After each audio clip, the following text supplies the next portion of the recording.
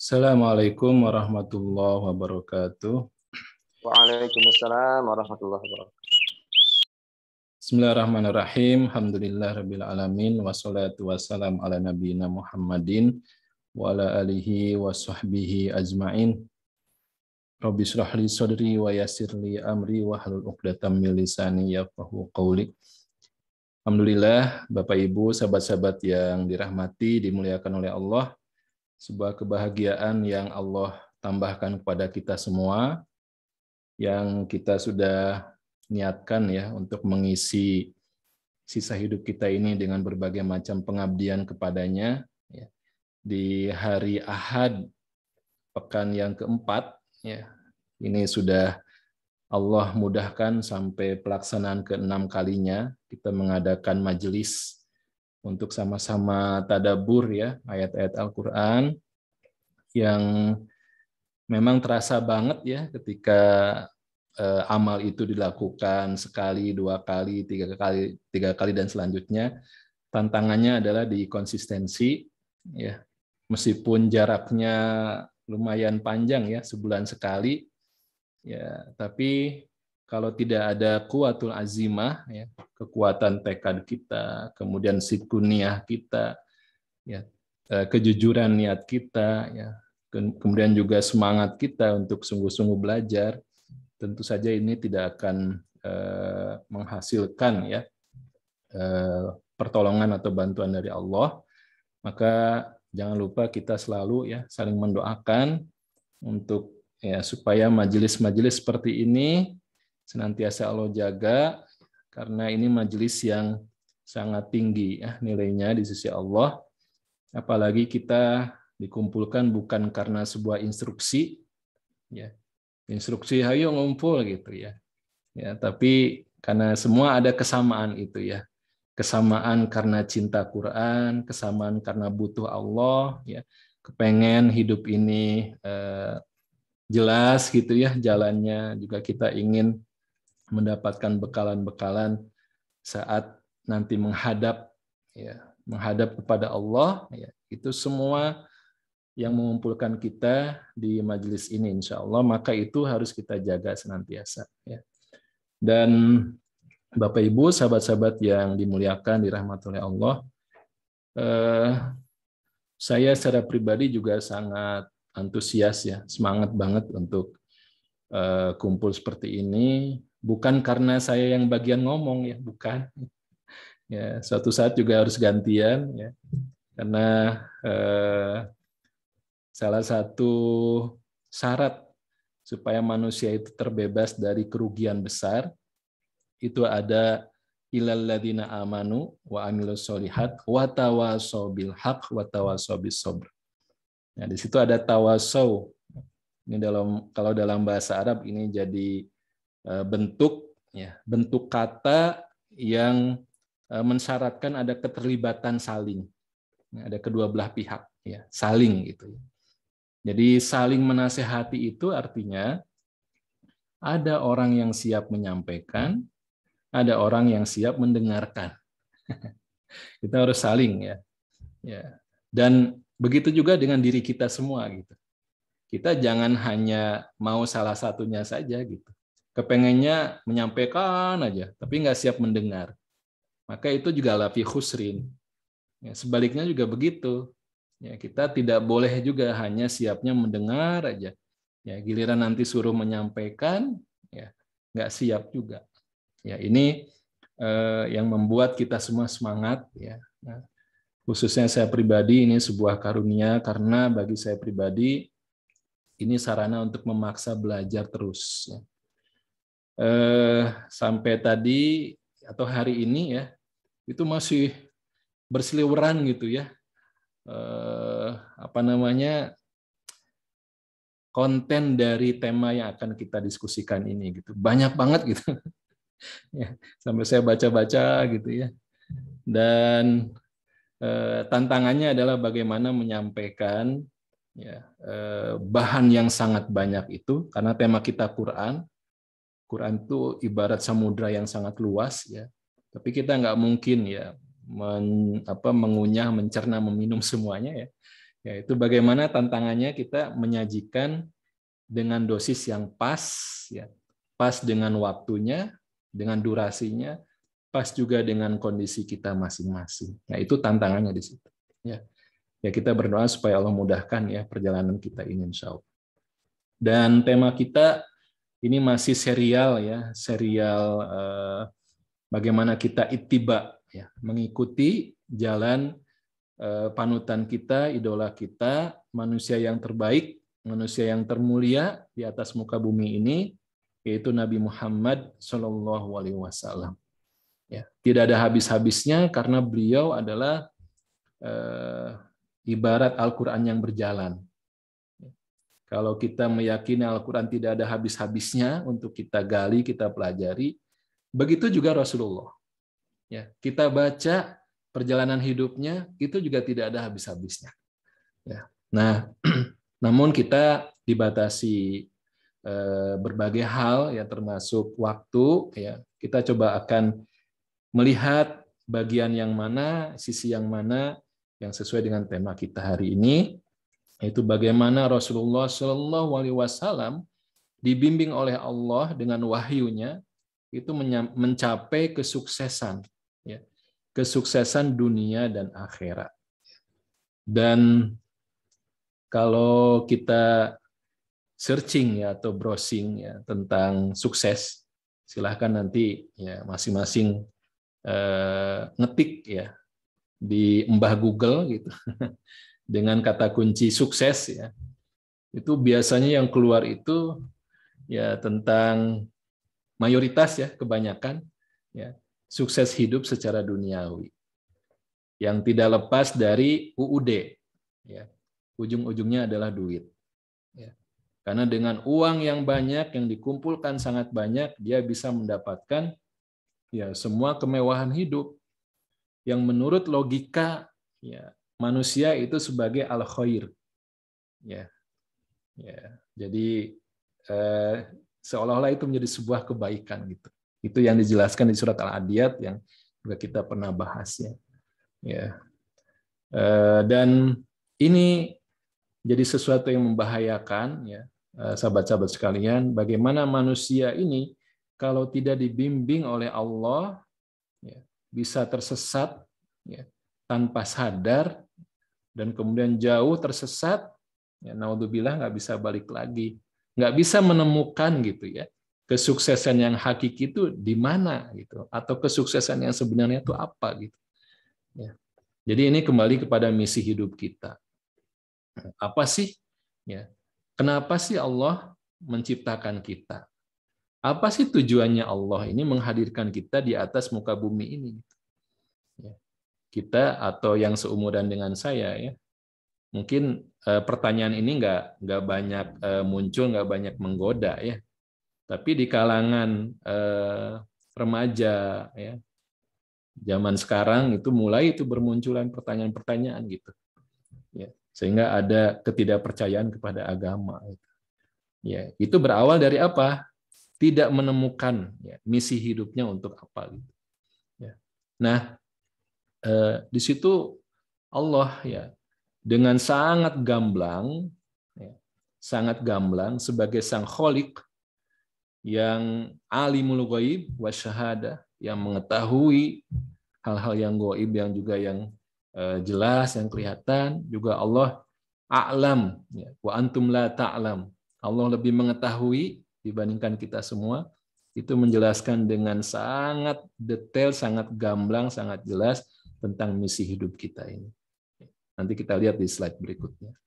Dan supaya kita ini yakin bahwa apa yang Allah sampaikan sebagai tujuan hidup kita ini adalah sesuatu yang aplikatif atau juga bisa dipraktekkan, bisa diimplementasikan dalam kehidupan manusia, maka disitulah pentingnya Allah mengangkat dari kalangan manusia menjadi utusan-utusan Allah.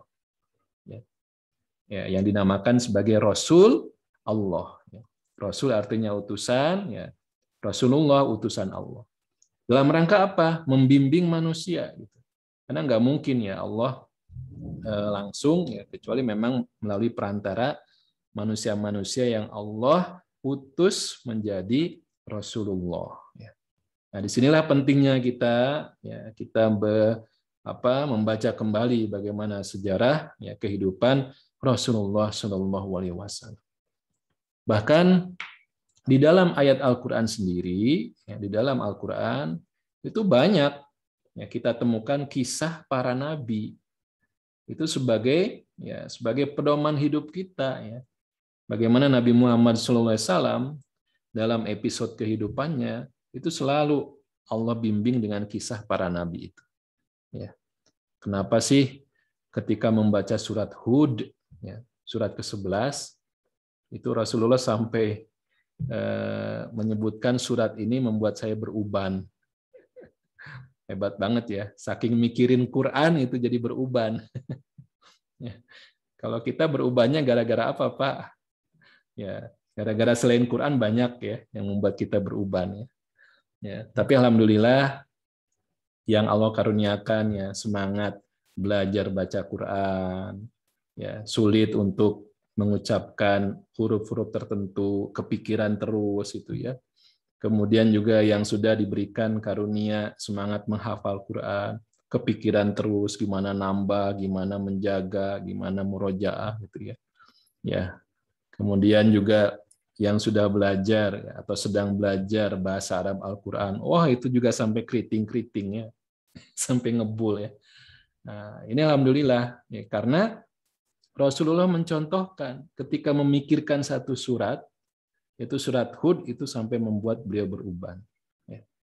Nah, saya coba sekian lama membaca kenapa sih surat Hud itu membuat Rasulullah beruban gitu.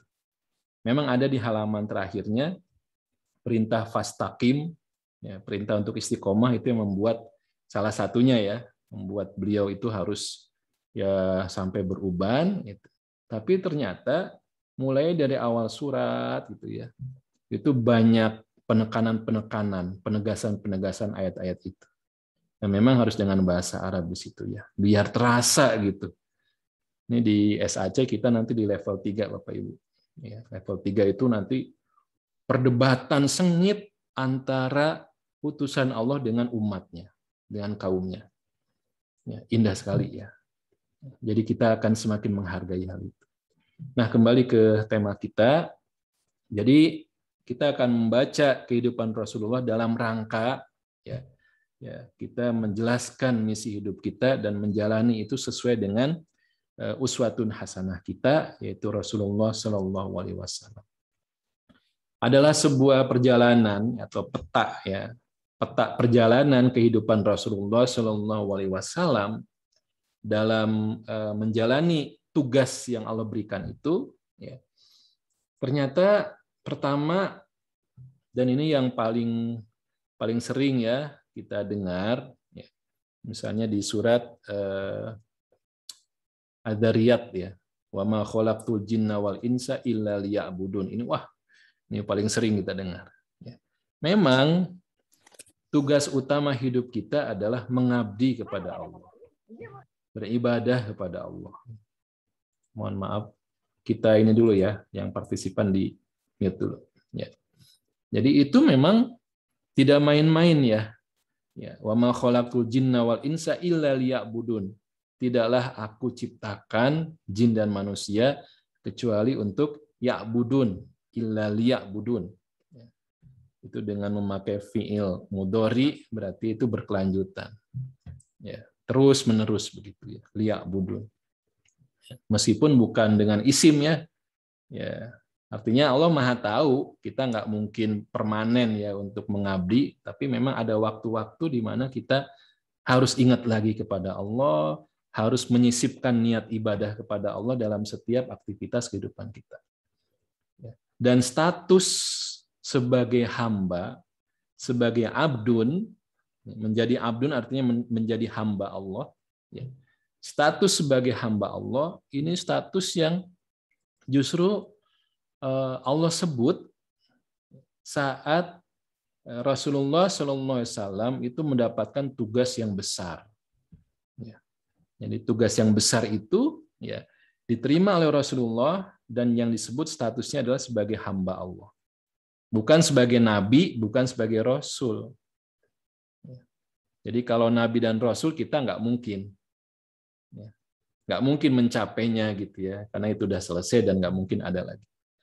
Ya. Tapi makom sebagai hamba Allah itu terbuka untuk semuanya. Terbuka untuk semuanya. Ya. Cukuplah 2 surat yang menyebutkan status hamba Allah ini. Ya. Di surat ke-17 dan surat ke-18. Tetanggaan ya, gampang ngapalinnya. Nanti kalau MC kita nanya, apa Bapak Ibu? Ya, surat yang menyebutkan abdun. Ya, nanti beliau yang ngasih kuis, beliau yang ngasih hadiah, nggak apa-apa. Ya, jangan lupa, ini surat ke-17 dan surat ke-18. Di ayat keberapa? Gampang juga. Ya, di ayat yang pertama. Subhanalladzi asra bi abdihi lailam minal masjidil harami ilal masjidil aqsa. Ayat pertama surat Al-Isra ini cerita tentang diperjalankannya Rasulullah SAW di malam hari, ya, Isra, ya, untuk sebuah tugas atau menerima syariat sholat, Isra Mi'raj gitu ya. Dan di ayat ini tidak menyebutkan status nabi atau rasulnya, tapi statusnya abd. Subhanalladzi asra bi abdihi, bukan bi nabiyihi, bukan bi rasulihi. Ya. Mungkin kalau menurut bahasa kita ya, bahasa makhluk ya, bahasa manusia, namanya hamba itu kan rendah ya. Ya. Sehingga harus dihapuskan ya, perbudakan itu ya. Ya, perbudakan hamba sahaya itu harus dihapuskan di atas muka bumi ini. Kenapa? Karena status sebagai hamba itu hanya layak diberikan kepada Khaliq, kepada Allah. Ketika status itu full, seluruhnya totalitas diberikan hanya kepada Allah, itulah status yang paling tinggi di sisi Allah. Ya. Jadi namanya hamba sahaya itu kan dia kerja harus siap 24 jam. Ya. Majikannya teng-tong, ya. Mau lagi apapun harus bukain gerbangnya. Ya. Mau tengah malam juga harus siap. Gitu. Pokoknya 24 jam harus siap siaga. Dapat gaji nggak? Kagak. Ya. Nggak dapat gaji. Gitu. Itu hamba sahaya. Ya. Nah kepada Allah, tentu saja Allah kan tidak menzolimi ya hamba-hambanya. Ya. Tapi esensi sebagai seorang hamba itu seperti itu memang harus diserahkan kepada Allah. Manut ya, sami'na wa ata'na gitu ya. Enggak ada mikir-mikir kalau sudah Allah yang memerintahkan gitu ya. Tidak dipikir-pikir dulu gitu. Yaitu status sebagai hamba. Ya. Kemudian juga sebagai khalifah. Khalifah itu ya, kho, lam dan fa itu artinya ada yang di belakang. Jadi ada yang ngikuti, ya. Jadi sebagai wakil lah istilahnya ya, wakil Allah di atas muka bumi ini. Kalau Allah itu menyebut dirinya Rabbul Alamin, ya, Rabbul Alamin, Rabb itu begitu sayangnya, begitu pedulinya, memeliharanya, merawatnya, ya, itu namanya Rabb, Rabbul Alamin. Jadi Allah tuh sangat sayang dengan ya, alam semesta ini, dengan bumi ini, maka status khalifah memang harus seperti itu juga. Siap merawat, ya, siap menjaga ya, bumi ini. Itu sebagai khalifah. Bukan malah merusaknya. Nah ini di awal kita diingatkan tentang status ini. Bagaimana Allah menyebutkan di dalam kisah pertama dari Al-Quran, yaitu di surat Al-Baqarah ayat 30, ya, Inni ja'ilun fil ardi khalifah. Ya, Allah mengatakan kepada para malaikatnya, ya, aku akan menciptakan ya, khalifah fil ardi. Inni ja'ilun ya, fil ardi khalifah. Jadi memang tugas manusia nanti sebagai ya, wakil Allah di atas muka bumi ini. Nah itu. Kemudian juga bagaimana Rasulullah Sallallahu Alaihi Wasallam, ya, Allah tugaskan ya, wa ma arsalnaka illa rahmatan lil alamin. Ini menjadi apa namanya, why ya, jawaban why ya, mengapa sih diutus Rasulullah itu? Nah, itu sebagai rahmatan lil alamin. Sama ya, di sini ketemu dengan akar kata dari rahmatan ini ro, ha dan mim. Jadi ro, rahmatan ini ro, ha dan mim. Ini juga dipakai untuk menunjukkan rasa cinta yang sangat ekstrim, kemudian juga rasa cinta yang kontinu, ya, berkelanjutan. Ya. Maka ya, mengacu kepada tujuan diutusnya Rasul, ya, kita juga harus ya memprogram diri kita bagaimana kita ini menjadi rahmatan lil alamin. Kalau alamin itu kejauhan buat kita ya, dengan apa namanya, berbagai macam keterbatasan diri kita, ya sudahlah, menjadi rahmatan bagi siapa? Bagi orang terdekat kita, bagi keluarga kita, bagi anak-anak kita, bagi tetangga kita, jadilah rahmatan lil alamin. Dan juga Rasulullah menyampaikan khairun nas anfa'uhum linnas. Jadi misi kita ini ya, sebanyak-banyak mungkin ngasih manfaat kepada manusia. Dan itu menjadi definisi dari amal soleh. Jadi amal soleh itu ya, disebut amal soleh ketika memenuhi ya, amal itu apakah meniadakan mafsadat, menghilangkan kerusakan, ya, itu disebut amal soleh. Ya. Menghentikan kerusakan, menghentikan kezoliman, itu amal soleh. Atau menghadirkan manfaat. Menghadirkan manfaat, itu namanya amal soleh. Ini ada di belakang Bu Maulani ya, santri-santrinya. Ya, ini kalau apa namanya, kira-kira main Roblox ya, itu ditimbang dengan dua hal itu gitu ya. Ya, mencegah, menahan dari kerusakan atau menghadirkan manfaat. Nah, itu namanya amal soleh. Dan Rasulullah targetnya ditingkatkan. Anfa'uhum linnas, ngasih manfaat. Siapa yang paling banyak ngasih manfaat kepada manusia. Makanya Rasulullah enteng saja ya untuk misalnya ketika beliau diminta ya ada seorang Arab Badu yang minta uang gitu, minta duit. Ya Rasul gampangnya itu sudah ada tuh di sana. Silahkan ambil gitu ya. Apa binatang gembalaan yang sangat banyak, silahkan ambil, gampang aja. Karena Rasulullah misinya ya bagaimana sebanyak mungkin orang itu bisa menjadi hamba Allah, menjadi orang yang anfa ya, ngasih manfaat. Jadi dengan sikap begitu kelihatan nggak pelit untuk merege hese gitu ya.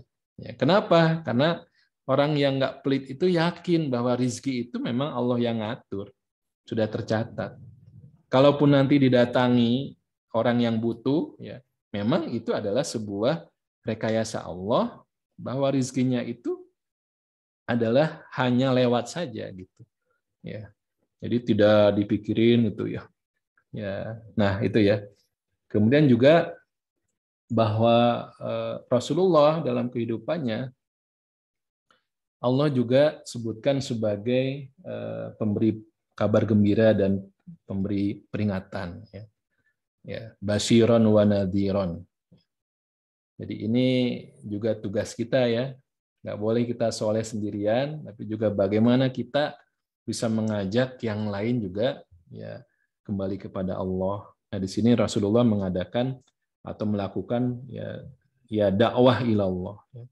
Jadi ajakannya kepada Allah, bukan ajakan kepada personalnya yang menjadikan kultus individu. Ya, kita sudah mendidik orang, gitu ya, sudah banyak ilmunya, ya, kita bina, itu ya. Kalau kemudian meninggalkan kita ya nggak apa-apa juga, ya. Ya Allah nggak akan menyia-nyiakan gitu. Itu banyak, ya, banyak dalam kehidupan kita. Kemudian yang terakhir, bagaimana Rasulullah melanjutkan semangatnya itu ya, menjadi hamba Allah dan menjaga alam semesta ini memang harus dengan perjuangan-perjuangan, ya, jihad, ya. Kan sering ada ungkapan katanya Islam itu rahmatan lil alamin, tapi kok ada peperangan-peperangan gitu. Ya. Ya, silakan nanti dibuka ya penjelasan para ulama panjang lebar untuk hal itu, ya. Ya, tapi ini sebuah konsekuensi, sebuah hal yang pasti terjadi ketika orang tuh semakin, ya, mempersembahkan kehidupannya untuk ibadah kepada Allah, ya, tidak hanya ibadah untuk dirinya sendiri tapi juga ngajak yang lainnya gitu ya. Itu pasti ada tuh ujian-ujian yang akan Allah sediakan, ya, dalam rangka apa? Menguji kesungguhan, kemudian menaikkan, ya, meninggikan kapasitas dirinya. Ya. Nah, ini dibutuhkan jihad, ya, kesungguhan. Jahada yujahidu jihadan wa mujahadatan fahuwa mujahidun, begitu. Jadi seorang mujahid itu memang, ya, dulu dia bersungguh-sungguh. Sekarang dia masih sungguh-sungguh. Nanti juga dia akan bersungguh-sungguh.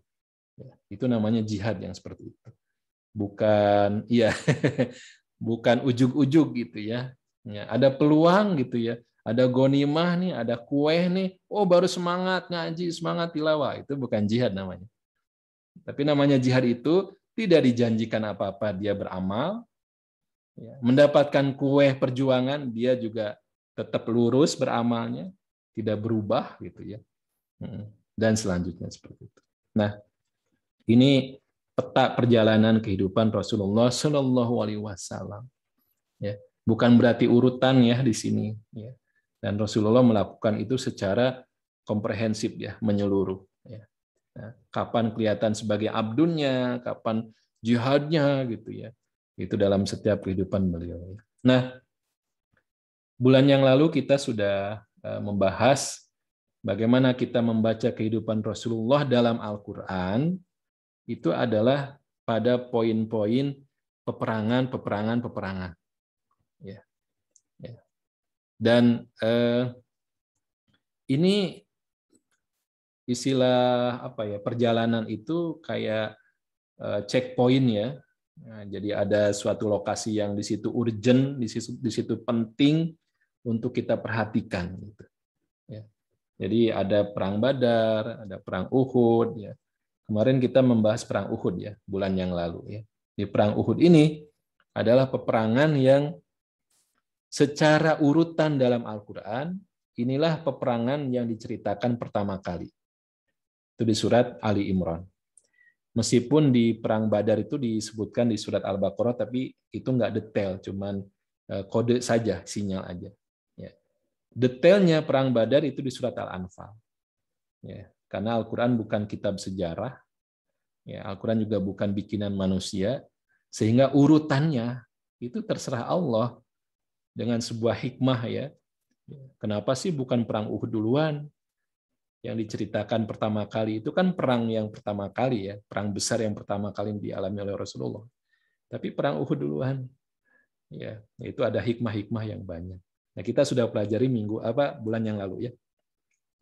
Nah, kali ini karena temanya tentang kesuksesan terbesar, ya, kesuksesan terbesar yang dialami oleh Rasulullah Shallallahu Alaihi Wasallam itu ternyata kalau kita lihat bagaimana pertambahan demi pertambahan jumlah manusia yang kembali kepada fitrahnya, kembali kepada Islam.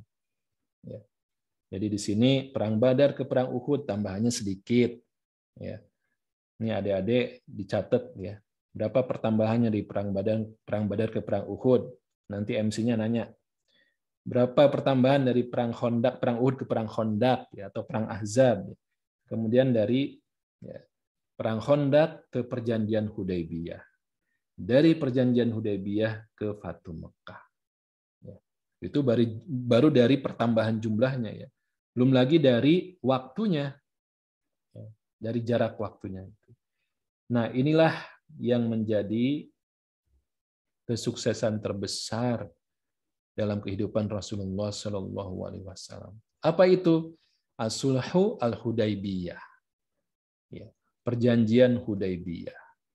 Nah, di sini kita akan coba melihat ya, kenapa perjanjian Hudaybiyah ini ya disebutkan oleh Allah sebagai kemenangan terbesar, kesuksesan terbesar. Kemudian ceritanya bagaimana ya, ya dalam perjanjian Hudaybiyah ini ya. Nah, namun dilihat di sini sebelum ke perjanjian Hudaybiyah ya, kita lihat di sini ada perang Khandaq ya, atau perang Ahzab yang ini diceritakan di surat ke-33 ya. Ini surat ke-8, ini surat ke-2, surat ke-3, sorry. Ya, perang Khandaq surat ke-33. Kemudian perjanjian Hudaybiyah itu di surat ke-48. Ya, surat Al-Fatah. Ya. Nah, ini saat perang Khandaq itu kan Rasulullah SAW dan kaum muslimin itu bertahan di kota Madinah. Ya, bertahan di kota Madinah. Dan kenapa disebut Ahzab? Itu karena gabungan dari semua yang memusuhi Rasulullah dan kaum muslimin. Tidak hanya Quraisy Mekah, tapi juga orang-orang Yahudi. Pokoknya semua yang benci dengan Islam itu sudah bergabung dan ingin menghabiskan kaum muslimin sampai ke akar-akarnya sehingga terjadi di pengepungan di kota Madinah. Ya, pengepungan di kota Madinah. Jadi itu sudah hampir ya sudah nggak bisa ngapa-ngapain. Kalau kita lockdown, wah, masih bisa ya GoFood, Grab Food masih bisa. Tapi saat perang Khandaq, boro-boro ya GoFood nggak ada waktu itu. Jadi nggak bisa keluar juga ya. Jadi tinggal nunggu saja. Kalau sudah kehabisan makanan, minuman, kelaparan, pasti menyerah gitu. Nggak bisa ngapa-ngapain. Tapi Allah menolongnya dengan dikirimkan pasukan yang nggak kelihatan, itu ada angin yang menghancurkan tenda-tenda musuh-musuh Islam saat itu. Tapi ini sudah dekat dengan kematian. Perang Khandaq itu sudah mau mati ya istilahnya, sudah mau gitu ya. Saking genting suasananya. Maka setelah itu tidak lama kemudian, selang 6 bulan lah ya. 6 bulan setelah perang Khandaq itu, Rasulullah Shallallahu Alaihi Wasallam mendapatkan mimpi. Mimpi seorang nabi itu adalah wahyu. Isinya adalah Rasulullah tawaf di Mekah. Dan itu kemudian Rasulullah Shallallahu Alaihi Wasallam ceritakan, disampaikan kepada para sahabatnya, dan para sahabat, yes, ini berarti adalah wahyu dari Allah supaya kita melaksanakan ibadah tawaf, haji dan umroh. Ya. Maka bayangkan 6 bulan sebelumnya sudah sangat dekat dengan kematian, ya, dan berikutnya mereka pergi ke Mekah kepada orang-orang yang akan menghabisinya itu dengan tidak bawa senjata peperangan, tidak membawa senjata untuk berperang gitu ya, untuk ibadah. Dan mereka berjalan kaki dari Madinah ke Mekah itu. Sangat jauh ya, sampai menghabiskan waktu sebulan ya, pulang perginya itu ya. Dan disitulah terjadi ada informasi yang masuk ke orang-orang Quraisy ya. Maka mereka mencoba menahan ya kaum muslimin supaya tidak masuk ke kota Mekah.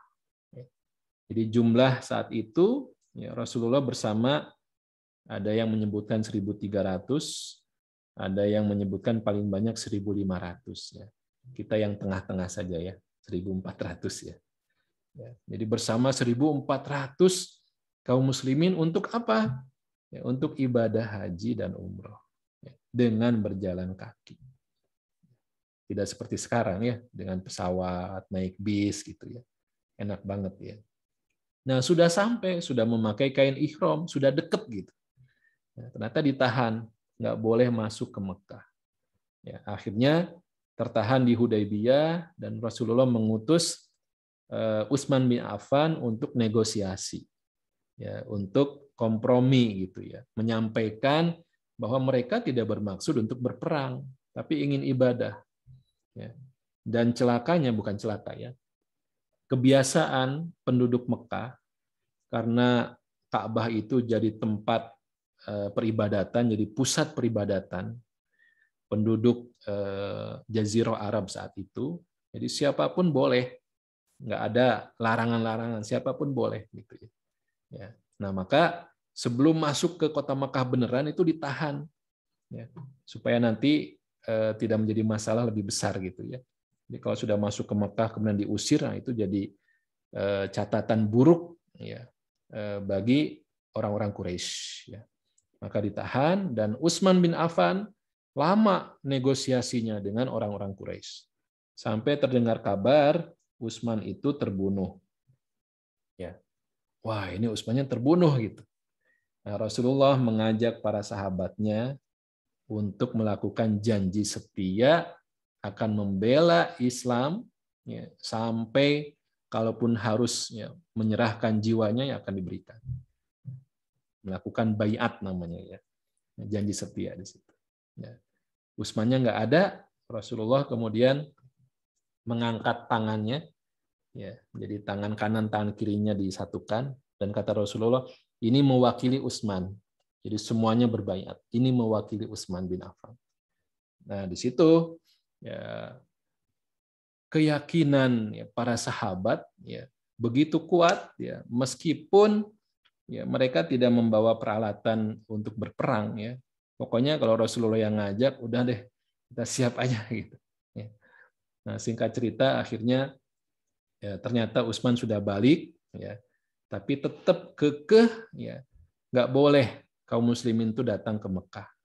Di situ terjadi perjanjian Hudaybiyah yang nanti kita lihat isinya sangat menggoncang ya, kejiwaan para sahabat. Ya. Nah di situ terjadi istilahnya angry mob ya, marah ya, marah yang kolektif gitu ya, semuanya nyesel, semuanya marah, sedih gitu ya, karena isi perjanjian yang merugikan itu. Akhirnya mereka pulang balik ke kota Madinah. Disitulah nanti Allah menurunkan surat Al-Fatah. Nah, apa isi perjanjiannya? Ya, pertama, gencatan senjata antara Mekah dan Madinah selama 10 tahun. Nggak boleh ada peperangan. Yang kedua, jika ada warga Mekah yang menyeberang ke Madinah, minta suaka, minta perlindungan, maka harus dikembalikan ke Mekah. Nggak boleh ditahan. Yang ketiga, sebaliknya jika ada warga Madinah yang ke Mekah, ya, maka tidak boleh dikembalikan ke Madinah. Nah ini kan curang ya. Kemudian warga selain Mekah dan Madinah bebas. Ya, bebas memilih mau berpihak ke Mekah atau ke Madinah, bebas. Kemudian Nabi Muhammad SAW dan pengikutnya harus kembali ke Madinah, dan tahun depan boleh balik lagi ke Mekah untuk melaksanakan ibadahnya itu. Ya, nah ini kan ya kalau kita baca merugikan ya, kok gitu-gitu amat gitu. Ya, termasuk ketika Ali bin Abi Thalib menuliskan ya Bismillahirrahmanirrahim itu ditentang gitu ya. Apaan tuh, kita nggak kenal Ar-Rahman Ar-Rahim. Ganti tulisannya Bismika Allahumma gitu ya. Ketika dituliskan Muhammad Rasulullah SAW itu juga dicoret. Kita nggak ngakui ya Muhammad sebagai Rasul ya. Sudah Muhammad bin Abdillah. Nah, begitu. Nah, maka di situ ya, ini sebelum ke sini ya, ada kisah yang sangat-sangat menarik ya, bagaimana Umar bin Khattab radhiyallahu anhu mewakili perasaan para sahabat saat itu ya, mendatangi Rasulullah dan bertanya gitu. Umar ini cerdas ya. Umar sangat cerdas ya. Jadi beliau sebelum sebentar. Masih ada Bapak Ibu ya slide-nya ya? Saya masih ada ya. Jadi sebelum kepada inti pertanyaan itu Umar melakukan sebuah pertanyaan-pertanyaan pancingan dulu lah gitu ya. Pertanyaan pancingan dulu gitu ya. Dan akhirnya Rasulullah menjawab dengan nyantai gitu ya. Dengan nyantai dan apa namanya? Umar bertanya gitu, "Alasta Rasulullah? Bukankah kamu Rasulullah?" "Iya, bala, saya Rasulullah." "Alasna alal haq wa aduna alal batil?" Ya. Bukankah kita berada dalam kebenaran dan musuh-musuh kita itu berada dalam kebatilan? "Bala," Rasulullah nyantai aja gitu. Sampai kemudian Umar mulai itu masuk ya kepada inti pertanyaannya. Ya. Lantas kenapa kita mau dihina-dina seperti ini ya Rasulullah gitu. Ya, maka Rasulullah di situ kemudian menjawab, "Ya Umar, saya ini Rasulullah. Saya nggak mungkin mendurhakai Allah." Nah, Umar nggak puas juga gitu. Bertanya lagi Umar itu. Ya. Tapi kan tapi kan Anda mengabarkan kepada kita akan tawaf. Ya. Kata Rasulullah, "Iya benar gitu. Tapi kan saya nggak mengatakan tahun ini gitu." Dan Allah juga tidak mengatakan tahun ini gitu ya. Nah di situ akhirnya Umar segera balik badan dan mendatangi Abu Bakar dengan pertanyaan-pertanyaan yang sama, tapi hebatnya Abu Bakar ini ya tidak terprovokasi. Ya. Tapi intinya semuanya ya tergoncang secara kejiwaan dan Rasulullah kemudian mengajak para sahabatnya untuk ya menyembelih hewan kurban yang dibawa, nggak ada yang nurut. Juga untuk mencukur rambutnya juga nggak ada yang nurut gitu ya. Sampai akhirnya ya Rasulullah balik ke tendanya, ketemu dengan Ummu Salamah istrinya dan dinasehati, "Ya Rasulullah, sudah kamu laksanakan saja."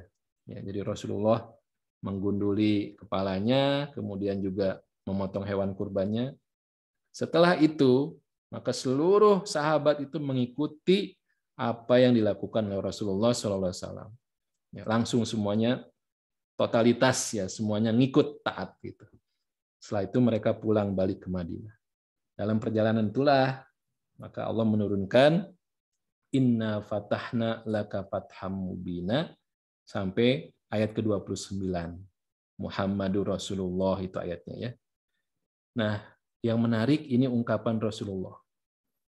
Ketika Rasulullah mendapatkan surat ini dalam perjalanan pulang ke Madinah, maka Rasulullah mengungkapkan, ini banyak versinya, ya.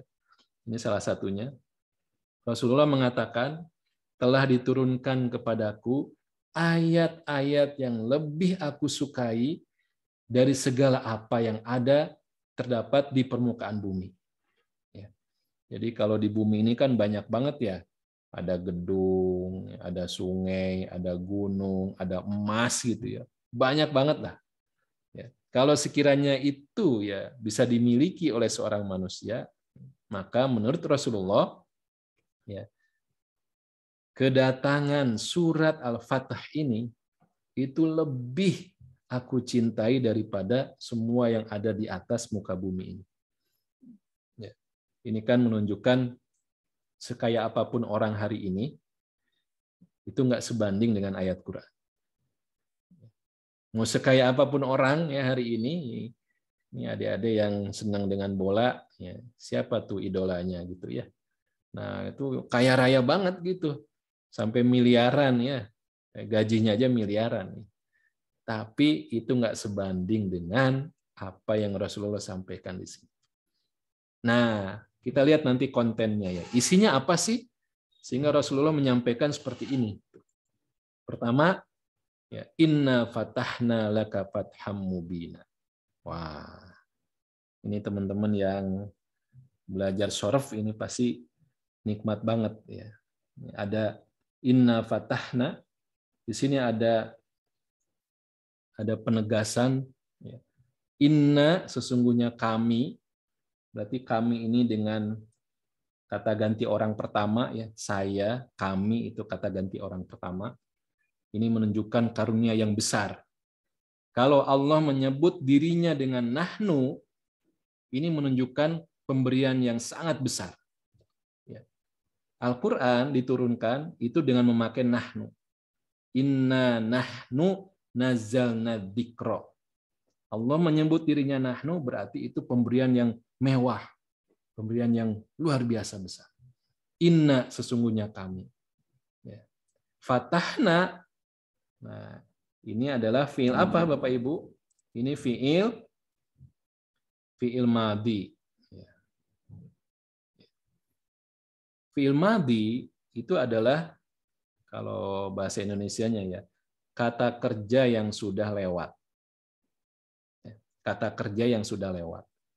Tindakan pekerjaan yang sudah lewat itu namanya fiil madhi.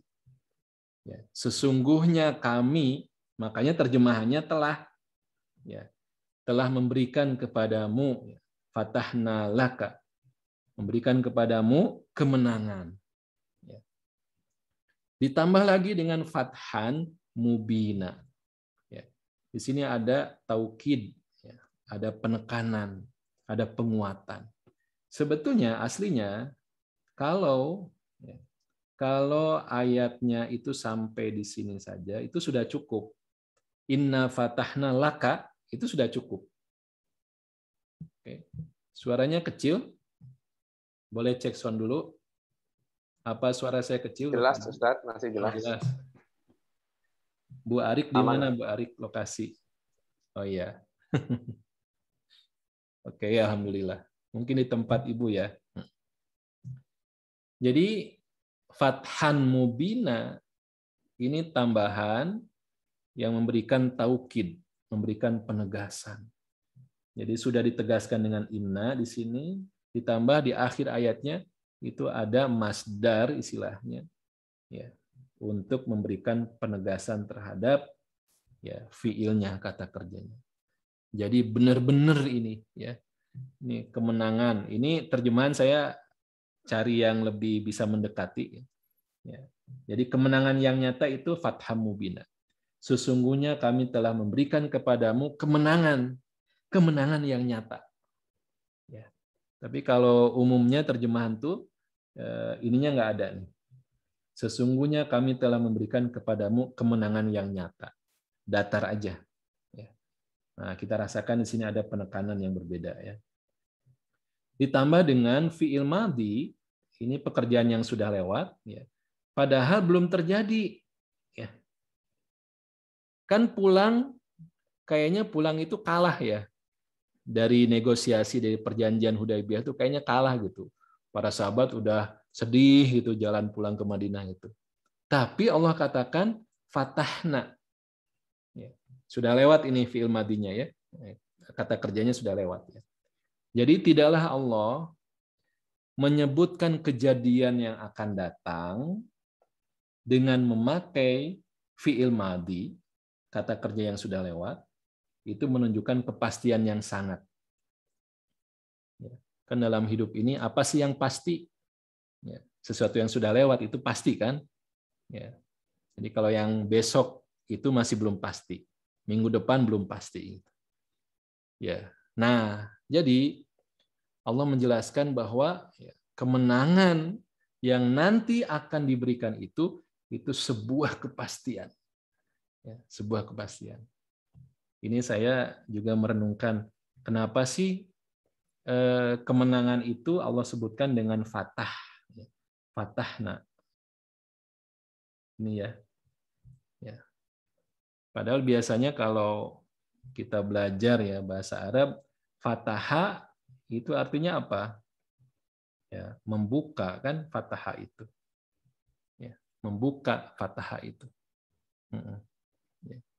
Jadi di sini seolah-olah memang ya, dengan disebut ya, fatahna itu yang tadinya macet, mampet, tertutup, itu nanti Allah buka dengan fatahna itu. Itu lebih hebat daripada kosakata yang lain yang menyebutkan tentang kemenangan. Ya. Jadi dengan fatahna, itu bayangkan kita tadinya gelap gitu ya, kemudian dibuka. Wah, itu. Tadinya cara pandangnya sempit gitu ya. Misalnya membahas tentang kunut misalnya. Wah, itu kalau orang belum ya, terbuka gitu ya. Itu aja yang diributin gitu. Ya. Tapi kalau orang itu sudah ditambah pemahamannya, itu nggak mempermasalahkan masalah-masalah begitu. Itu berarti sudah terbuka. Bisa dibayangkan ya, gitu. Jadi ini jauh lebih hebat ya ketika Allah menyebutkan fatahna. Ya, seperti itu. Ya, jadi ini pilihan kata ya, pilihan kata yang indah sekali. Sangat-sangat akurat ya. Dan para ulama juga membahas panjang ya tentang pilihan kenapa fatahna. Ya. Oke. Nah, salah seorang ulama kita ya, Asy-Syahid Said Qutb rahimahullah, itu bahkan merinci apa sih yang dimaksud dengan al-fatah itu, kemenangan itu gitu ya. Ya. Pertama adalah secara kemenangan secara dakwah. Ya. Setelah perjanjian itu 10 tahun ya, gencatan senjata, berarti nggak ada peperangan. Ya.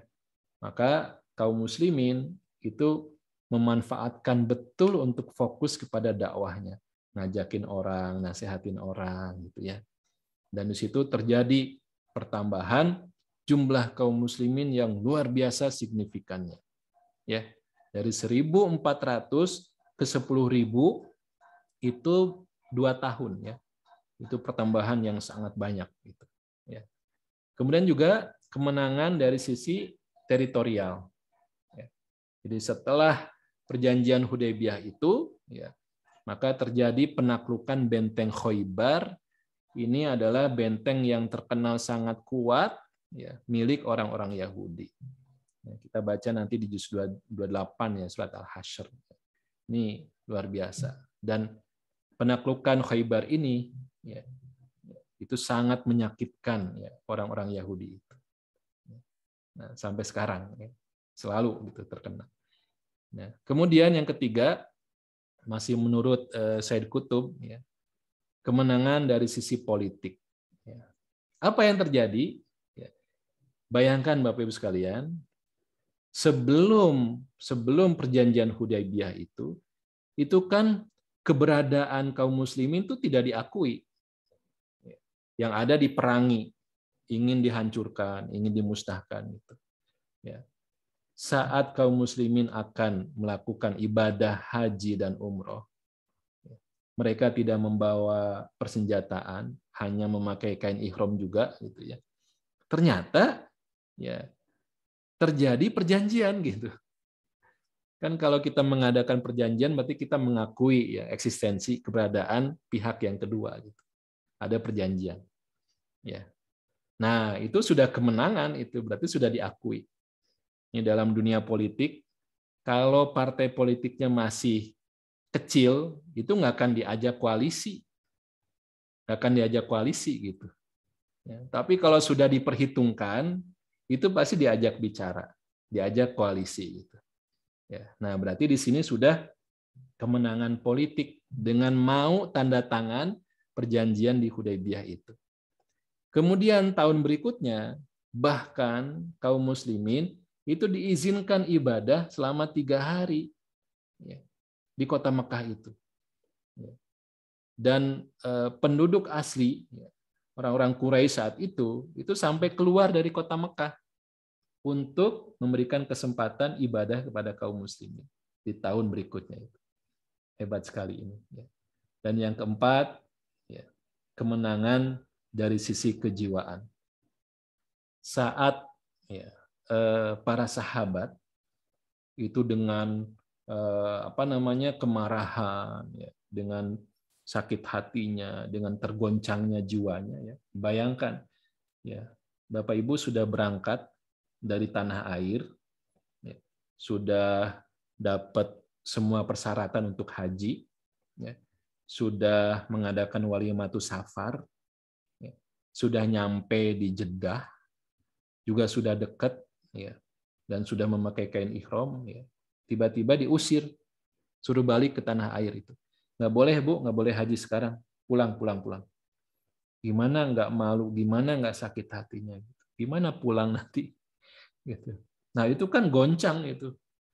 Tapi hal itu bisa ditutup, perasaan itu tidak meledak terus-menerus, dan mereka akhirnya taat kepada Rasulullah. inilah kemenangan yang terbesar. Ketika kaum muslimin itu siap taat secara totalitas kepada arahan Allah dan Rasul-Nya, meskipun mengorbankan perasaannya. Mengorbankan perasaannya. Ya. Nah, ini poin penting ya buat kita semua. Nah, Bapak Ibu yang dirahmati Allah, ya, sahabat-sahabat sekalian, selanjutnya ya, ayat kedua, ya, liyaghfira lakallahu ma taqaddama min dzambik wa ma ta'akhkhar. Supaya Allah, ini bicara tentang kemenangan itu, ya, supaya Allah memberikan ampunan kepadamu terhadap dosamu yang telah lalu dan yang akan datang. Ternyata bicara kemenangan itu kalau Allah memberikan magfirah. Disebut menang itu, ya, yang terbesar itu kalau Allah mengampuni dosa-dosa. Kan Rasulullah itu kalau kita baca sejarahnya kan sudah diampuni dosa-dosanya ya. Ya. Tapi beliau juga membaca istighfar dengan jumlah yang banyak dalam setiap harinya gitu. Ada yang menyebutkan 70 kali, ada yang menyebutkan 100 kali gitu. Pokoknya jumlahnya banyak gitu. Ya. Tapi kenapa di sini masih dijanjikan liyaghfira lakallahu ma taqaddama min dzambik wa ma ta'akhkhar? Saya baca di salah satu penjelasan ya, tafsir ya. Bayangkan status sebagai rasul yang diamanahi oleh Allah untuk membimbing manusia untuk beriman beribadah kepada Allah. Ini kan tanggung jawab yang sangat besar. Tanggung jawab yang sangat besar gitu. Yang sudah pasti nanti ya, akan dimintai pertanggungjawaban gitu. Nah, pengertian magfirah itu diantaranya adalah selain mengampuni itu menutup ya. Dan menurut ulama tadi ya, kata beliau berarti nanti Rasulullah itu tidak akan dituntut lagi ya, pertanggungjawabannya gitu karena sudah mendapatkan magfirah, ampunan dari Allah. Ya, Masya Allah. Jadi Rasul saja dengan situasi yang genting seperti itu ya, dijanjikannya oleh Allah itu adalah magfirah, ampunan. Ya. Maka kita harus menjadikan ini sebagai obsesi hidup kita. Ya. Kita ini kan hamba Allah. Kita emang nggak layak dapat gaji karena kita ini hamba Allah. Dalam pengabdian kita sebagai hamba Allah itu banyak kelalaian-kelalaian gitu. Yang kalau kita mau bayar itu nggak akan ada habis-habisnya dendanya itu gitu. Ya, kurang ajarnya kita kebangetan gitu. Nah, makanya ya di sini suksesnya itu, kemenangannya itu adalah ketika ya Allah menurunkan magfirah kepada kita semua. Sebagaimana Rasulullah Shallallahu alaihi wasallam. Nah, itu ya. Kemudian juga wa yansurakallahu nasran aziza ya. Di ayat ini ya Allah menjelaskan tentang Allah menolongmu dengan pertolongan yang kuat atau yang banyak gitu ya. Saya ingin meng-highlight di kata aziza ini ya, di sini. Aziza. Memang ini istilah yang sudah sering kita dengar ya. Allah itu memiliki sifat Al-Aziz gitu ya. Namun kalau menurut dari akar katanya ya, di sini azza itu maknanya bicara tentang kemantapan. Sesuatu yang mantap, sesuatu yang kokoh itu disebut dengan azza gitu ya. Namun ya, kalau kita baca ya'uzzu ya, ya'uzzu itu artinya mengalahkan ya. Jadi ada pilihannya ya'uzzu itu jadi artinya mengalahkan.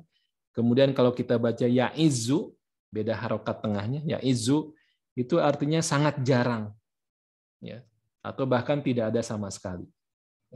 Jadi ya'uzzu mengalahkan, ya'izzu itu sangat jarang. Kemudian kalau kita baca dengan harokat fathah di tengahnya, ya'azzu, ya artinya ya'azzu, itu berarti sesuatu yang tidak bisa dibendung. Sesuatu yang tidak bisa dibendung. Nah, ini menjadi sifat dari Nasron.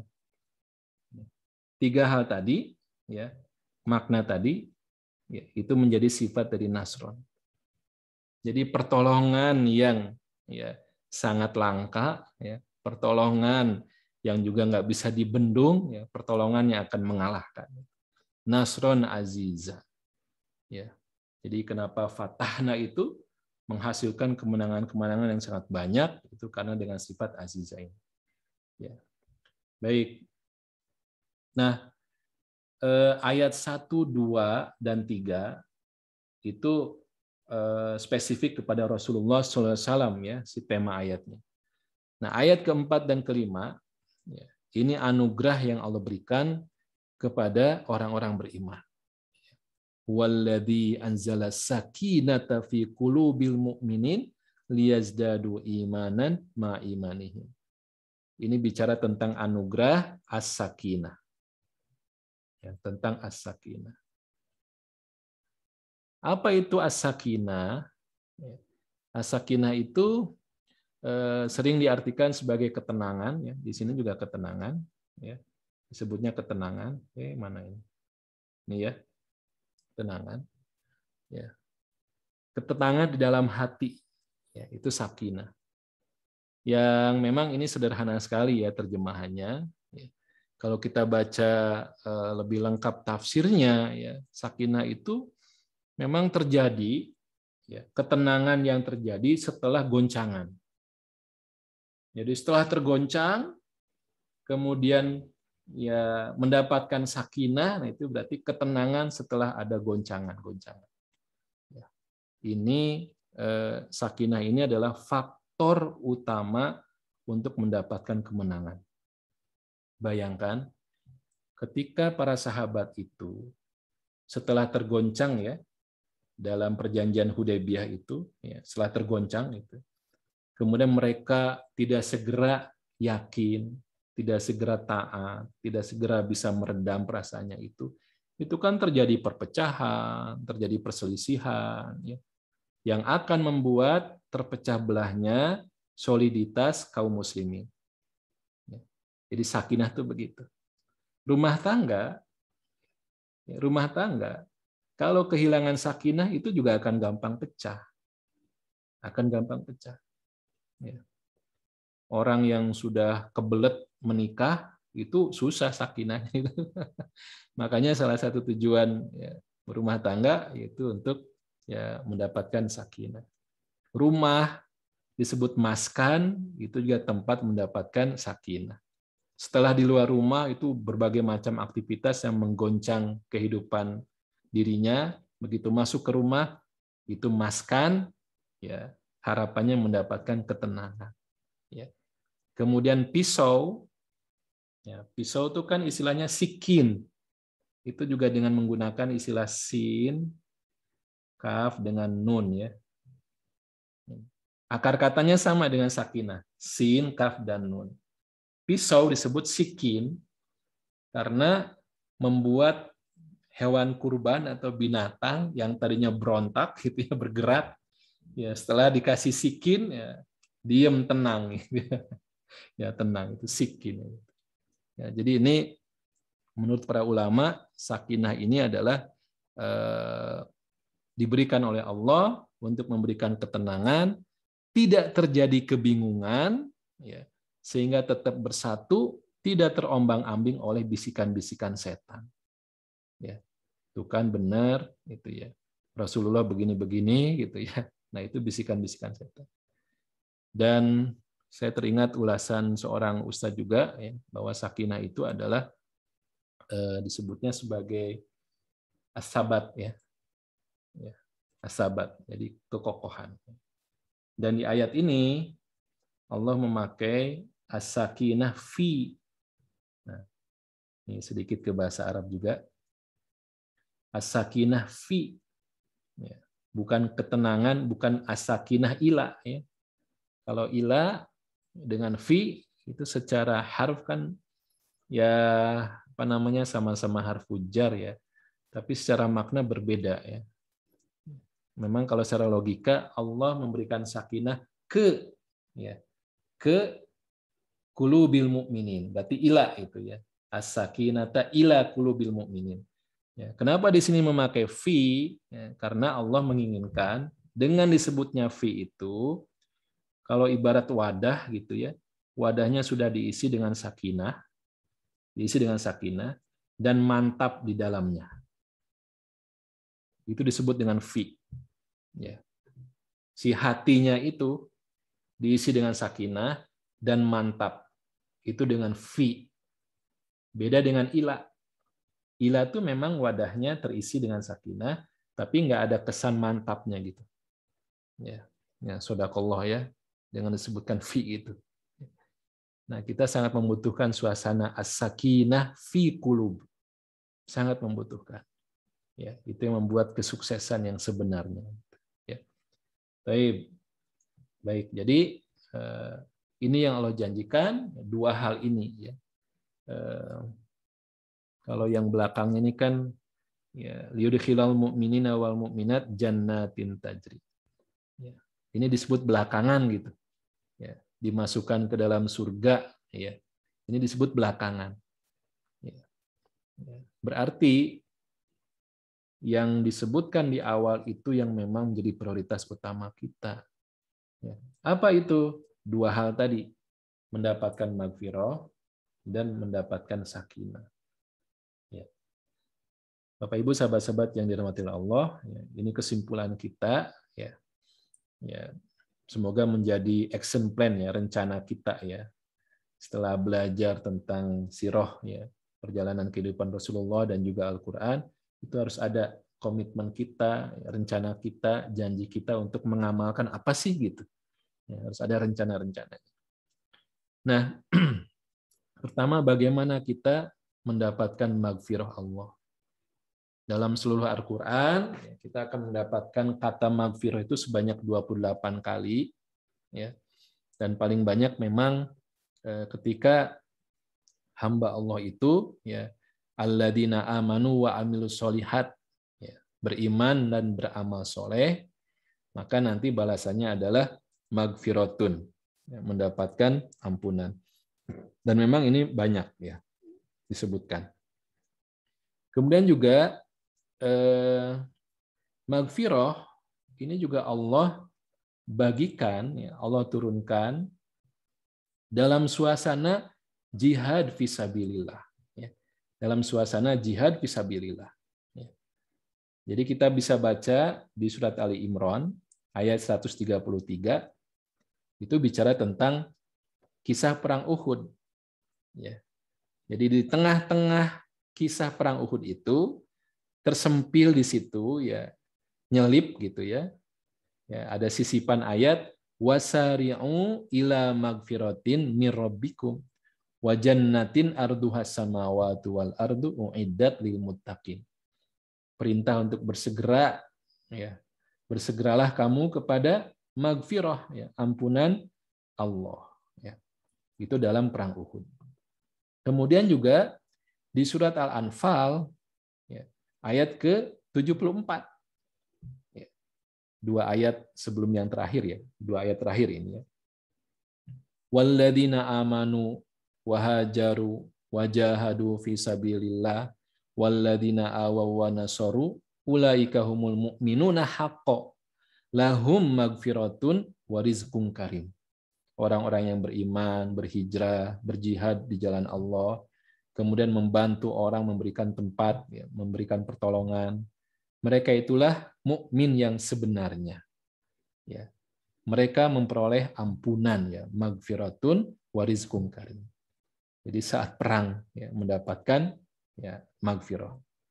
Juga saat perang Ahzab, ya, kita baca di surat Al-Ahzab ya, ayat yang ke-35. Ini panjang ya. Innal muslimina wal muslimati wal mu'minina wal mu'minat, terus itu ya. Sampai nanti wadzakirinallaha katsiran wadzakirat a'addallahu lahum magfiratan wa ajran azima. Jadi orang-orang yang punya kriteria ya, muslim laki-laki perempuan, kemudian mukmin laki-laki perempuan, taat ya, qanit ya, ya, laki-laki perempuan, kemudian juga yang khusyuk, yang sabar gitu ya. Dan selanjutnya mereka akan mendapatkan magfiratan. Kemudian itu tadi jihad ya, fisabilillah. Jadi bagi kita ya, kita jangan berharap ya dipertemukan dengan peperangan ya, kita mungkin nggak siap ya. Tapi jadikanlah ya upaya-upaya kita dalam taat kepada Allah itu sebagai jihad. Kita masuki dalam ketaatan itu semangat jihad, semangat sungguh-sungguhnya gitu. Ya, jihad itu kan sungguh-sungguh ya. Sungguh-sungguhnya lah yang harus kita jadikan sebagai sebuah acuan ya. Ya, semoga itu menghasilkan magfirah. Ya. Kemudian juga di surat Hud ya, ini bicara tentang kesabaran yang level tinggi ya. Ya, jadi sebelum cerita tentang kisah para nabi di surat Hud ya, di ayat 11-nya itu illalladzina sabaru wa amilus solihat ulaika lahum magfiratun wa ajrun kabir. Ya. Jadi orang-orang yang sabar dan mengerjakan amal-amal soleh, mereka akan mendapatkan ampunan dan pahala yang besar. Kemudian yang terakhir itu saat kita baca di halaman pertama surat Tabarok ya. Innalladzina yakhshawna rabbahum bil ghaibi lahum magfiratun wa ajrun kabir. Orang-orang yang takut kepada Tuhannya. Jadi jangan main-main ya, kita berupaya ya mengenal Allah dengan lebih baik gitu ya. Supaya kita bisa semakin ya merasakan yakhshawna rabbahum ya, meskipun bil ghaib ya. Meskipun Allah tuh nggak kelihatan oleh kita. Maka lahum magfiratun wa ajrun kabir. Disitulah akan Allah berikan magfirah. Ya. Nah, tadi ayat yang juga kita baca di awal, untuk menjemput magfirah ini memang harus wasari'u, harus bersegera. Jangan, ya beda ya nanti di surat Al-Hadid ada sabiku ila magfiratin, di sini wasari'u. Ya. Bedanya apa? Ya, kalau sabiku itu lomba-lomba, berlomba-lombalah gitu ya. Sedangkan wasari'u ini bersegeralah. Kalau lomba itu kan harus ada lawannya. Ya, tapi kalau wasari'u mau ada lawan, mau lawan diri sendiri, dia harus wasari'u. Ya. Dan balasannya beda. Bagi yang wasari'u itu balasan surganya juga spesial. Ya. Ya, lebih sempit memang ya, surganya untuk yang wasari'u, saking spesialnya gitu. Kalau yang sabiku itu lebih luas surganya gitu ya. Ya, surganya ke ardis samawati wal ardh. Baik. Nah, itu kemudian bicara tentang sakinah, ini juga yang menjadi target kita ya. Memang menarik ya, di dalam Al-Qur'an juga Allah menyebutkan sakinah ini sebanyak 6 kali ya. Sebanyak 6 kali, dan pertama kita mendapatkan di surat Al-Baqarah ya. Al-Baqarah ayat 248 ya, bicara tentang sakinah. Ini saat tabut itu hilang ya. Ya, tabut itu hilang kemudian dikembalikan, dan ini memberikan sakinah ya bagi Bani Israel saat itu.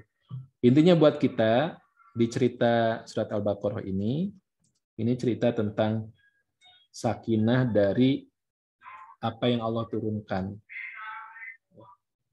untuk Bani Israel saat itu ya, dan kita punya Al-Qur'an. Untuk kita sekarang ya, Al-Qur'anlah yang menjadi sumber sakinah kita. Kalau jiwa kita tergoncang dalam episode kehidupan kita, maka carilah Al-Qur'an sebagai sumber sakinah kita. Kemudian di surat At-Taubah ya, ayat 26 dan ayat 40 ya. Ini juga bicara tentang sakinah ya. Dan surat At-Taubah bicara tentang perang Tabuk ya, bicara tentang perang Tabuk ya. Ya, memang ayat 26-nya itu kisah tentang perang Hunain ya. Kemudian ayat 40-nya ketika Rasulullah itu berada di dalam gua bersama Abu Bakar As-Siddiq radhiyallahu anhu. Ya, idhuma fil ghari id yaqulu li sahibihi la tahzan innallaha ma'ana fa anzalallahu sakinatahu. Ya. Di dua ayat ini Allah sebutkan sakinatahu. Ya. Jadi hu-nya ini kembali kepada Allah. Jadi kalau diterjemahkan ketenangan dari Allah, gitu ya. Sakinatahu itu ketenangan dari Allah. Ya. Kemudian di surat Al-Fatah, ya, sebagaimana yang kita bahas tadi, itu ada di ayat keempat, ayat 18 dan ayat ke-26. Ya. Ayat keempat dan 18 itu disebut dengan as-sakinah. Ya. Tapi di ayat 26, ya, Allah sebut dengan sakinatahu. Ij'alal ladina kafaru fi qulubihimul hamiyata hamiyatal jahiliyah fa anzalallahu sakinatahu. Nah, di sini ada kembali kepada Allahnya di sini. Ya. Apa bedanya? Tidaklah disebut atau disandarkan kepada Allah kecuali memang situasinya lebih genting. Ya, situasinya lebih genting. Ya. Semakin berat situasinya, maka sakinah yang dibutuhkan juga semakin besar. Caranya bagaimana? Banyak mendekat kepada Allahnya harus lebih kuat lagi. Supaya yang didapatkan adalah sakinah tahu. Ya, bayangkan Rasulullah hanya berduaan di gua, yang nggak bisa ngapa-ngapain kecuali hanya mengharapkan pertolongan Allah. Yang diturunkan sakinah tahu. Ya, di sini juga sama. Ya, saat orang-orang kafir itu begitu takaburnya, begitu sombongnya, ya maka Allah menurunkan sakinah tahu. Dan inilah Bapak Ibu, sahabat-sahabat yang dirahmati Allah, ya. Semoga menjadi sebuah tambahan, ya, pemahaman buat kita semua, ya, bahwa Rasulullah SAW itu bisa saja menjadi orang terkaya di dunia dengan statusnya, ya, sebagai rasul, sebagai panglima perang, sebagai presiden yang juga menguasai, ya, sekian banyak teritorial, gitu ya. Tapi itu tidak terjadi. Justru ya, Rasulullah mengajarkan kepada kita, ya, untuk mendapatkan, ya, kesuksesan yang hakiki manakala kita ini, ya, layak mendapatkan ampunan Allah dan juga mendapatkan sakinah yang menjadi kunci kesuksesan kita hidup baik di dunia ini ataupun di akhirat kelak. Ya. Itu saja yang bisa kita bahas. Ya. Lebih kurangnya mohon maaf. Assalamualaikum warahmatullahi wabarakatuh. Waalaikumsalam warahmatullahi wabarakatuh. Insyaallah ya, Ibu, teman-teman semua. Juga adik-adik mungkin yang menyaksikan ya kegiatan kita acara pada sore hari ini. Semoga memberikan pencerahan, menambah ilmu, menambah keimanan buat kita semua insyaallah. Baik, diberikan kesempatan barangkali Ustaz Agus ada sesi dialog Ustaz, masih ada waktu. Ya, ada yang ingin bertanya? Oh ya. Baik, Bapak Ibu, teman-teman semua dimanapun berada diberi kesempatan.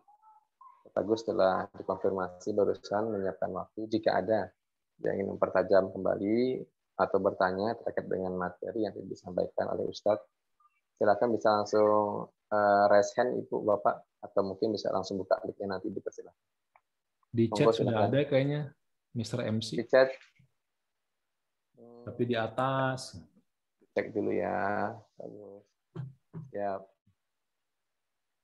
Jika ada yang bertanya, silakan di paling atas. Ya, kita cek dulu. Dari Bu Elvi ya? Bu Elvi ya? Monggo Ustaz, bisa langsung Ustaz. Mohon maaf. Ya, siap. Saya ambil alih MC. Iya nih. Kok macet ini? Digeser-geser layarnya. Dari Bu Elviani ya, Bandung Barat. Oh iya nih ya. Menjaga semangat jihad ya? Iya. Ya, bagaimana menjaga semangat jihad agar istiqomah? Bagaimana Ustaz biar istiqomah ya? Karena iman yang kadang tidak stabil. Iya. Dari Bu Elviani di Bandung Barat. Silakan Agus. Nggak usah banyak mikir, pokoknya lakukan aja. Maksudnya. Apa tutup ya? Pada sebentar. Ya, jadi ini sangat manusiawi gitu ya. Karena memang kita ini manusia ya, bukan malaikat yang layak turun ya. Malaikat itu nggak pernah turun ya, kondisi keimanannya. Artinya memang perlu ada upaya terus-menerus ya. untuk menjaga keimanan kita, semangat istiqomah kita memang harus terus-menerus karena nggak ada jaminan, karena kita bukan malaikat.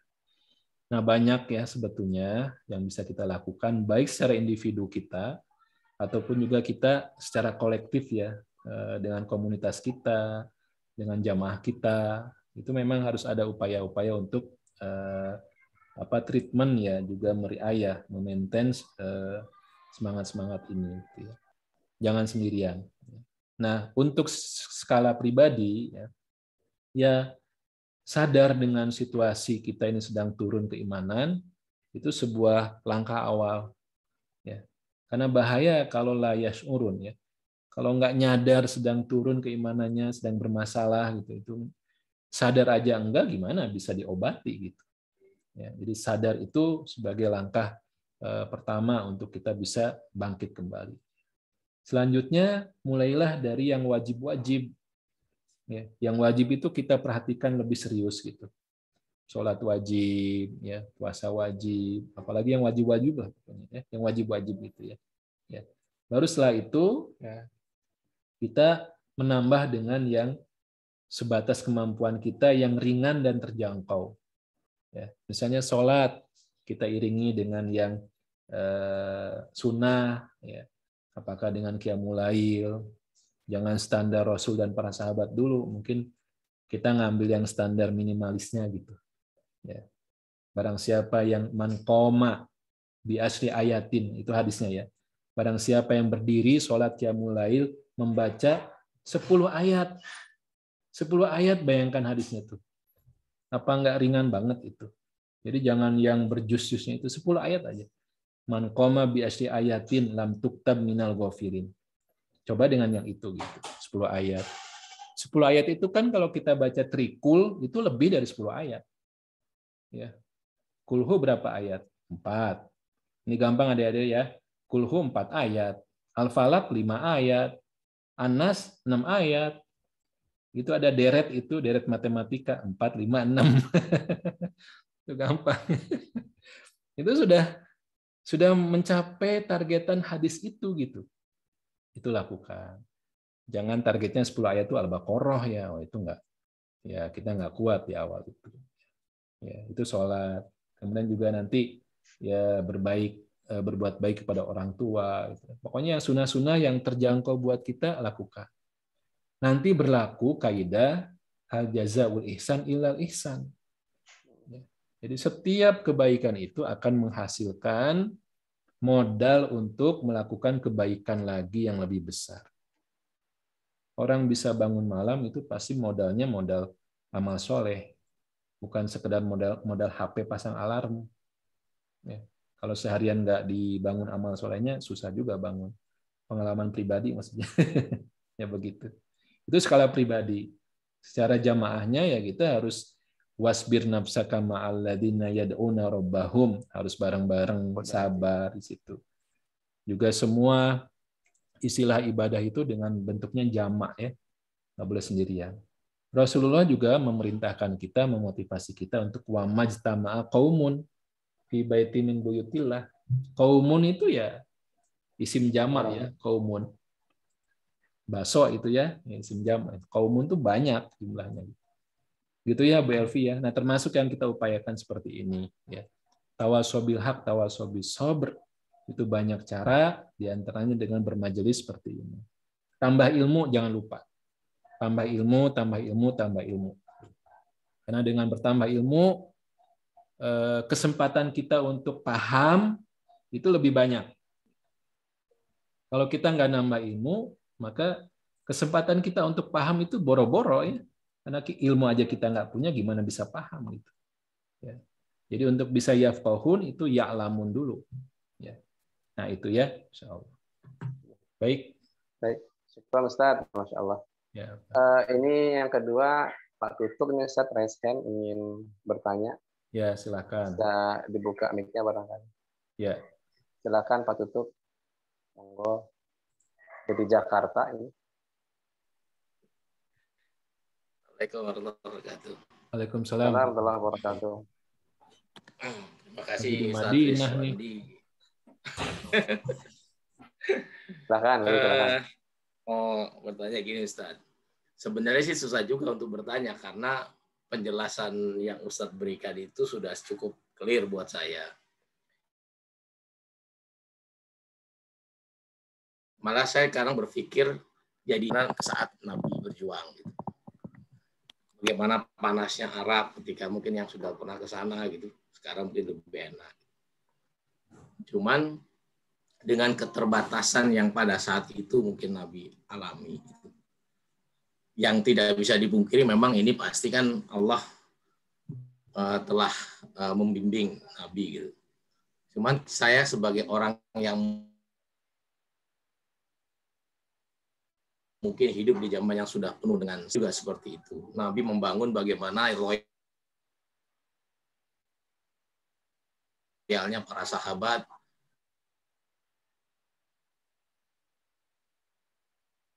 contohnya seperti Abu Bakar, tapi ada juga yang itu dalam sisi keimanan dia dan juga sisi bisnis mereka semua. Sedangkan kondisi kita pun dari sisi bisnis juga tidak sukses-sukses amat.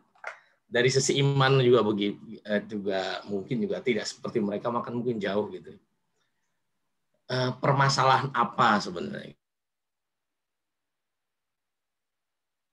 Gitu. Karena saya merenung malah begitu gitu. Nah itu aja Ustaz. Jadi kalau pertanyaan ini sih tidak ada gitu, karena sudah clear sebenarnya.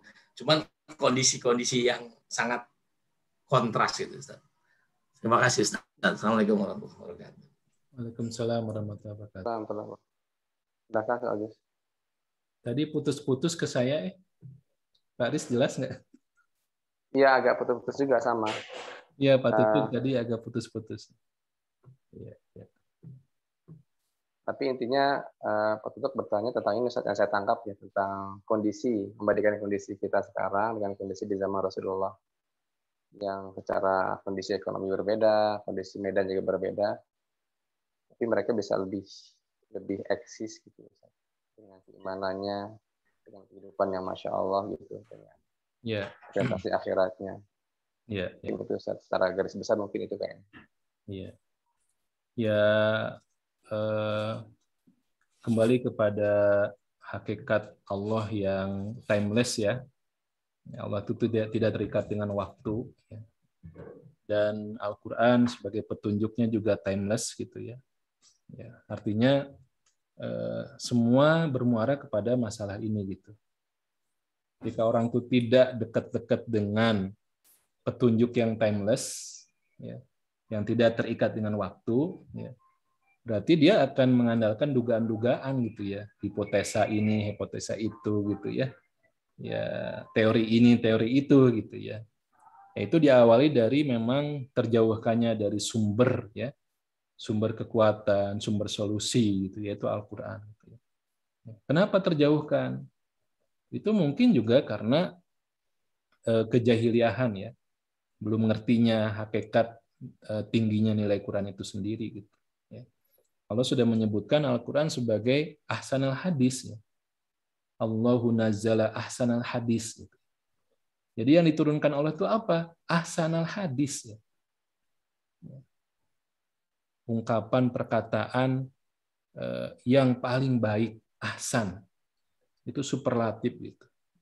Jadi kalau kita menjadikan Al-Quran ya, setara dengan ungkapan-ungkapan yang lain, atau bahkan juga di bawah, ya kita lebih tertarik ya dengan blundernya, dengan membulatnya ya kalimat-kalimat para motivator gitu. Berarti kita sudah merendahkan Al-Quran, kita jauh banget itu dari Quran. Nah, gimana supaya bisa merasakan sebagai ahsanal hadis? Ya belajar Quran gitu. Kita bisa merasakan hebatnya petunjuk Allah dalam ayat Quran itu. Gimana itu? Kalau kita hanya baca belasan tahun ya mengandalkan terjemahan aja, kita nggak tergerak untuk mendengarkan kajian tadabbur, kajian tafsir gitu, kita nggak nambah itu. Ya. Sedangkan yang lain nambah kan, ya. Yang lain nambah gitu. Yang mendominasi apa gitu? Ya berarti selain Quran. Ya. Jadi saya meyakini semua kembali kepada ya hakikat itu gitu ya. Wa kadzalika auhayna ilaika ruham min amrina. Itu juga kan pernah kita bahas. Al-Qur'an disebut sebagai ruh di ayat ini gitu. Ya, ruh itu yang ngasih kehidupan. Ya. Ruh ekonomi Al-Qur'an. Ruh ya pendidikan itu Al-Qur'an. Ya. Ruh politik Al-Qur'an. Itu harus semua masuk gitu. Nggak ada pemisahan, nggak ada dikotomi. Ya. Nah ini kan jadi sangat banyak PR kita gitu. Ya, kenapa tadi kayaknya jauh banget gitu ya dengan situasi kita hari ini. Ya itu sebagai sebuah keresahan kita, kekhawatiran kita, oke, jadi sebuah semangat kita untuk kita memulai apa yang bisa kita lakukan. Kan kita tidak dituntut hasil ya. Yang penting apa yang bisa kita kontribusikan. Anfa'uhum linnasnya apa? Menurut skala kita, kapasitas kita ini apa gitu. Yang bisa kita bagikan misalnya ya ngajarin orang apalah gitu ya. Dari sisi Qur'annya gitu. Itu lakukan aja gitu. Ya, yang kita lakukan dengan belajar bareng bahasa Arab itu juga karena nggak merasa apa ya harus sampai level mana baru kita ngajak orang belajar gitu ya, sama-sama belajar gitu. Walau alam begitu ya mungkin yang bisa ditambahkan dari respon Pak Tutut. Baik Ustaz, syukran jazakallah khairan. Ini karena dibatasi waktu Ustaz, tapi mohon maaf izin ada 2 pertanyaan lagi Ustaz, apakah bisa dilanjutkan atau ya sampai 17.30 ya kalau ya 5 menit lagi ya. Baik ya, 2 pertanyaan. Yang pertama dari Putri Mayang tentang kemenangan itu berasumsi adalah surga Ustaz. Itu bagaimana Ustaz? Kurang tepatkah dengan materi tadi? Kalau dari kami kemenangan itu adalah surga. Bagaimana Ustaz mungkin pendapatnya? Bukan kurang tepat ya. Itu karena pemahaman kita yang memang harus kita tambah terus ya, kita kembangkan terus ya. Itu ya. Memang surga selalu diceritakan sebagai sebuah balasan yang harus kita impi-impikan ya. Saat kita hidup di dunia ini, waduh, ya surga itu sesuatu yang luar biasa ya, kenikmatan yang tidak ada bandingannya gitu. Memang kita harus kepengen dengan surga, itu sudah benar gitu ya. Ya. Tapi kalau mengacu kepada tadi pembahasan, berarti kan kita harus lengkap gitu. Kita harus lengkap, ya. Kepengen surga harus itu. Bahkan kalau motivasinya kan mintalah surga yang paling tinggi ya, surga Firdaus gitu ya. Bukan dikonfrontasikan ya, tapi dilengkapi, diperkuat gitu. Ya. Bahwa masuk surga itu atas apa? Kalau kita ya tadi kembali kepada status seorang hamba gitu ya. Kita kan ingin Allah tuh ridho, yang penting itu aja. Mendapatkan ridho Allah itu sudah cukup sebetulnya. Ya. Nah, gimana supaya ridho? Ya kita mendapatkan magfirah gitu ya. Kesalahan-kesalahan kita itu ditutup oleh Allah gitu ya. Gitu. Nah, itu saling terkait saya kira gitu ya. Bukan menafikan ya, bukan berarti orang yang kepengen surga karena beramal itu tujuannya surga itu kurang tepat, enggak juga. Ya. Jadi dengan tambah ilmu kita akan semakin wawasan tuh. Tadi kenapa inna fatahna itu berarti membuka wawasan ya. Cakrawala pandangan kita tuh akan semakin luas itu. Jadi kalau nanti ada yang mengganggu kita, fisik kita, ngebully diri kita, itu kan Rasulullah nggak begitu peduli gitu ya. Tapi ketika yang diganggu itu adalah Allah, agamanya, itu baru tuh. Kan orang yang mungkin pemahamannya masih belum sampai ke sana, itu akan sangat ribet gitu ketika dirinya yang ya dicecer dengan segala macam berita-berita hoax gitu ya. Ya sibuk itu mengkanter gitu. Ya. Ya, padahal Allah mengatakan wa qul i'malu fasayarallahu amalakum. Sudah buktikan dengan amal aja gitu. Meskipun yang gitu harus dibela tapi jangan menghabiskan ya tenaga kita untuk hal-hal yang memang bukan jadi prioritas gitu. Jadi saya kira kalau saya menjelaskan kurang pas ya, ini jadi pelurusan ya.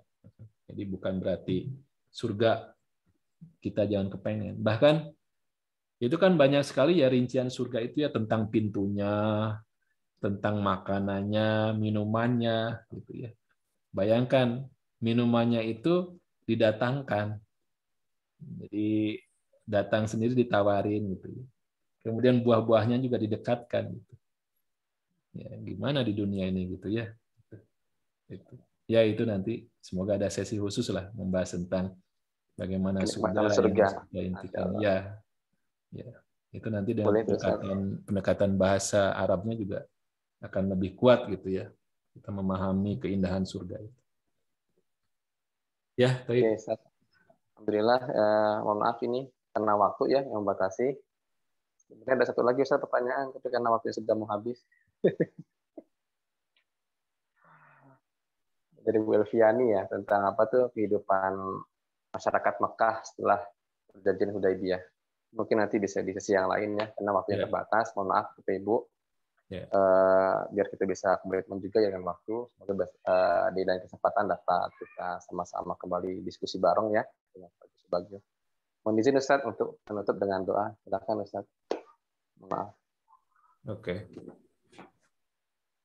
Ya. Baik. Bapak Ibu yang dirahmati oleh Allah, kita sama-sama tutup majelis kita ini dengan memohon ya kepada Allah, dengan berdoa dengan penuh sungguh-sungguh ya. A'udzubillahi minasyaitonirrajim. Bismillahirrahmanirrahim. Allahumma sholli wa sallim ala sayyidina wa habibina Muhammad wa ala alihi wa sahbihi ajmain. Alhamdulillahirabbil alamin, hamdan yuwafi ni'amahu wa yukafi mazidah. Ya Rabbana lakal hamdu kama yanbaghi li jalali wajhikal karimi wa 'azimi sultan. Rabbana zalamna anfusana wa illam taghfir lana wa tarhamna lanakunanna minal khasirin. Rabbana ighfir lana wa liwalidina warhamhum kama rabbahuna shighara. Rabbana ighfir lana wa li ikhwanina alladhina sabaquna bil iman wa la taj'al fi qulubina ghillan lil ladzina amanu. Rabbana innaka ra'ufur rahim. Allahumma arhamna bil Qur'an waj'alhu lana imaman wa nuran wa hudan wa rahmah. Allahumma ij'alna wa azwajana wa awladana min ahli al-Qur'an alladzina hum ahluka wa khassatuk bi rahmatika ya arhamar rahimin. Allahumma inna ala dzikrika wa syukrika wa husni ibadatik. Allahumma inna ala tilawati kitabik. Allahumma inna ala jihadi fi sabilik bi rahmatika ya arhamar rahimin. Allahumma inna nas'aluka min khairi ma sa'alaka minhu nabiyyuka Muhammad sallallahu alaihi wasallam wa na'udzubika min syarri ma sta'adzaka minhu nabiyyuka Muhammad sallallahu alaihi wasallam wa antal musta'an wa 'alaikal balag wa la haula wa la quwwata illa billahil aliyil azim. Rabbana atina fid dunya hasanah wa fil akhirati hasanah wa qina adzabannar walhamdulillahirabbil alamin. Terima kasih kepada Ustaz Agus Subagio yang telah memberikan sharing ilmunya buat kita semua, juga buat Bapak Ibu dimanapun berada, rekan-rekan sahabat Al-Quran, para asatid ya di Sahal dan juga seluruh santri. Jazakumullah khairan katsiran. Kita langsung aja akhiri temuan pada sore hari ini yang sama-sama kita baca kafaratul majlis. Subhanaka Allahumma wa bihamdika asyhadu an la ilaha illa anta astaghfiruka wa atubu ilaika. Sampai ketemu lagi teman-teman semua di kajian bulan berikutnya insyaallah di akhir bulannya. Terima kasih atas segala perhatiannya. Wassalamualaikum warahmatullahi wabarakatuh. Waalaikumsalam warahmatullahi wabarakatuh.